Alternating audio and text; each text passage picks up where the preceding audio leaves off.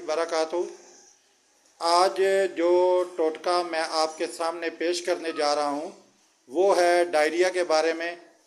आजकल जो रमज़ानुल मुबारक में हमारी जो खाने पीने का तरीक़ाकार है और जो हमारी खुराक का हिस्सा कुछ चीज़ें बन रही हैं जिसकी वजह से अमूमन जो है वो डायरिया के होने की शिकायत मिल रही है।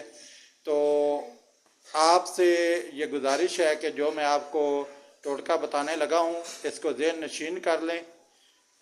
ये इंतहाई बेहतरीन और मुफीद टोटका है। इससे ना ही जिस्म में पानी की कमी होगी और साथ ही जो आपका है अपना डायरिया वो भी कंट्रोल में हो जाएगा।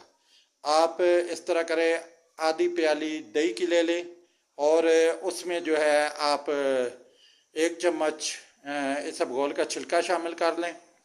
ये जो है वो सहरी और अफ्तारी में इस्तेमाल करें।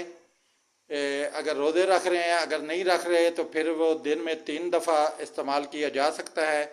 इसके अलावा आप जो है वो छोटी इलायची के 6-7 दाने ले लें, उसको 1 लीटर पानी में डालकर अच्छी तरह बॉयल कर लें और अपने जो है वो पीने का पानी वो आम पानी ना इस्तेमाल करें, सिर्फ वो वाला पानी इस्तेमाल करें।